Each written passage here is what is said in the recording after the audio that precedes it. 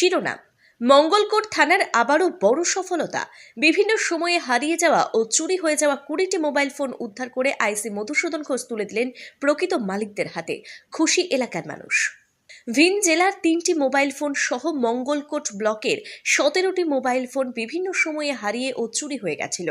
সেই সমস্ত ফোন বিভিন্ন এলাকা থেকে উদ্ধার করে পূর্ব বর্ধমান জেলার মঙ্গলকোট থানার আইসি মধুসূদন ঘোষ রবিবার প্রকৃত মালিকদের হাতে তুলে দিলেন। মঙ্গলকোট থানার আইসি মধুসূদন ঘোষের উদ্যোগে খুশি এলাকার মানুষজন। কোথায় বাড়ি? রিঙ্কু দত্ত নতুন হাট।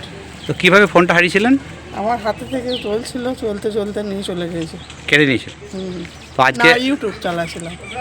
দিয়ে আজকে কোথা থেকে পেলেন ফোনটা? ফোনটা থানা থেকে পেলাম। কতটা খুশি হয়েছেন? খুব খুশি।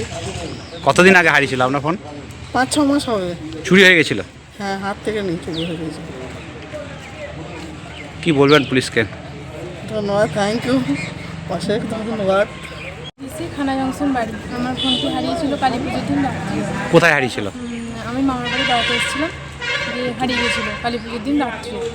তারপরে মঙ্গলকোট ডায়েরি করা হয়, তো তারপরে পাওয়া যায়। আজকে পেলাম। কতটা খুশি হয়েছে? অনেকটাই খুশি হয়েছি, আর স্যারদেরকে অনেক অসংখ্য ধন্যবাদ।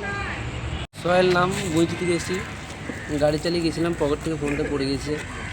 কুড়ি ছিল, দেওয়ার পাইনি। তারপর থেকে ফোনটা পেয়েছি, অনেক খুশি। কোথা থেকে পেলে ফোন? থানা থেকে পেয়েছি, অনেক খুশি। অভিযোগ করেছিল থানায়? হ্যাঁ।